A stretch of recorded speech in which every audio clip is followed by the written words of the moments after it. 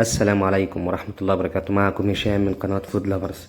النهاردة يا جماعة نعمل أسهل طريقة لعمل حاجة حلو ممكن ناكلها في العشاء أو الغدا.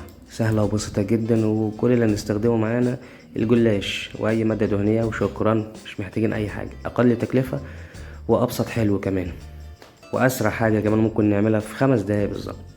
تمام كده. كل اللي نعوزه معانا الجلاش زي كده، ومادة دهنية، والكاستر اللي نحطها من جوه، وشكرا. والف هنا وشفا يا جماعه. نقول بسم الله الرحمن الرحيم ونبدا. معانا الجلاش يا جماعه، هندهنه من جنب واحد بس، الماده الدهنيه بتاعتنا. تمام كده. انا مستخدم هنا 6 رقات. حابب يستخدم اقل من كده مفيش مشكله، حابب يستخدم ازيد من كده برضو مفيش مشكله.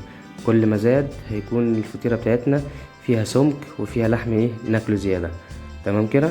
كل ما خفت كل ما هي بتنشف بسرعه على الطاسه، المقلاة اللي احنا بنقليها عليها.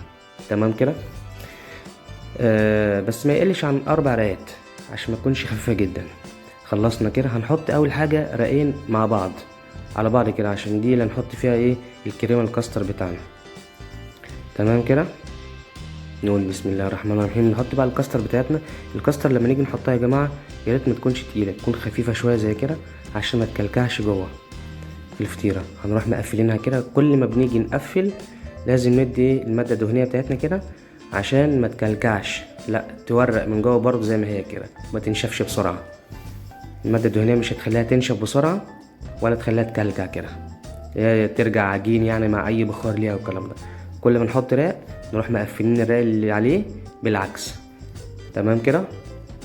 وبرضه مش هننسى المادة الدهنية. اخر راق معانا اهو.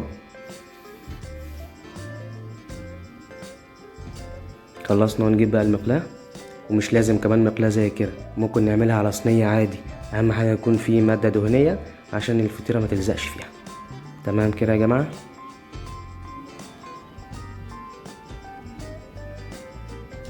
اتمنى منكم يا جماعة الدعم والشير ولايك. الفيديوهات اللي انا بعملها مش مكلفة جدا. اتمنى من اسرتي الجميلة ومشاهدين المحترمين ان هم يدعموني. شير ولايك كده واشتراك في القناة كده يعني والله الواحد بيتعب في الفيديوهات دي كده يا جماعة. خلاص يعتبر خلاص. بص هي غليت خالص. هي شايفين المادة بتاعتها الدهنية بتغلي ازاي كده من تحت كده. يعتبر خلاص يا جماعة، خلاص خلصت. نقطعها. هنحط عليها لبن، واخر حاجة من فوق كده السكر. يا رب تكون الطريقة عجبتكم، تكون سهلة وبسيطة. اتمنى منكم الدعم والاشتراك، شير ولايك لو عجبك. والسلام عليكم ورحمة الله وبركاته.